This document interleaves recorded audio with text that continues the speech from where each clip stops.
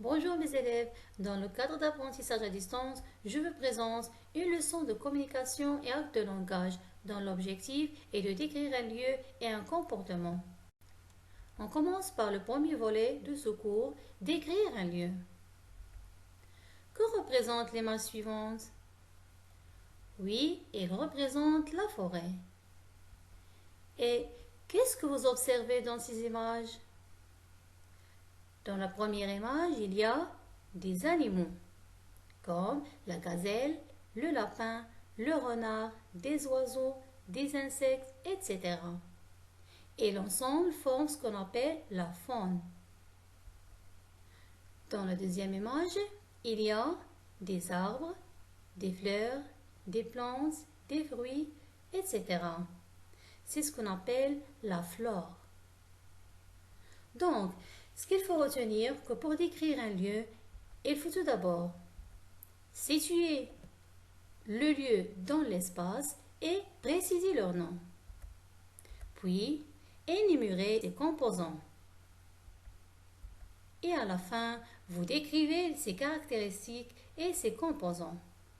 Et pour ce faire, vous pouvez utiliser ces expressions. C'est un lieu magnifique. Il se trouve à côté d'eux, par exemple d'une rivière, d'une montagne. Il contient des fleurs, des animaux.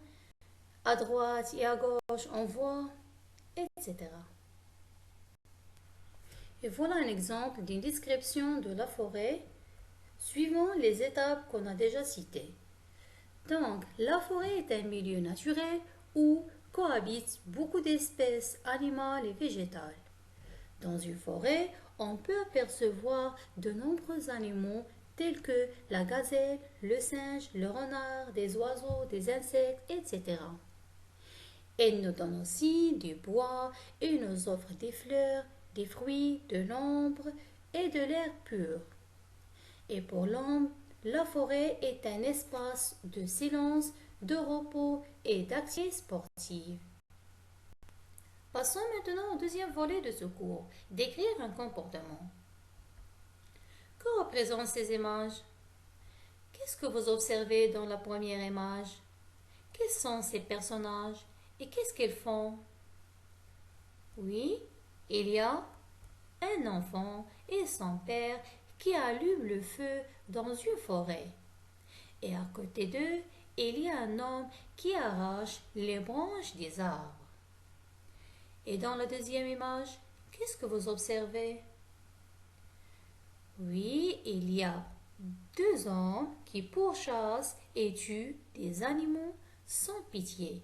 Et ce n'est pas acceptable. Car si ça continue, un jour on n'entendra ni chant d'oiseau ni cri d'animal. Donc, ce qu'il faut retenir, que pour décrire un comportement, on peut utiliser l'expression. Elle allume un grand feu, elle arrache les branches, elle tue les animaux, elle ramasse les ordures, elle évite de casser des branches, etc. Voilà un exemple d'une description des comportements des citoyens qui fréquentent la forêt. Commençons par des mauvais comportements. Donc on peut dire, il y a des promeneurs qui viennent aux forêts pour se reposer et jouer. Mais ils ne respectent pas les animaux et les végétaux qui cohabitent dans la forêt. Car ils allument un grand feu et ils arrachent les branches et peuvent aussi jeter des ordures sous les arbres. Et ce comportement n'est pas acceptable car il peut causer des dégâts à notre forêt.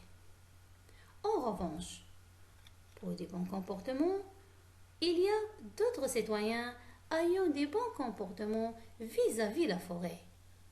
Ils font des pique-niques et des randonnées dans la forêt sans laisser aucune trace de leur passage, car ils ramassent les ordures et ils évitent de casser des branches et aussi ils ne tuent pas les animaux. Et c'est un bon comportement et ils donnent l'exemple d'un bon citadin. Et merci pour votre attention.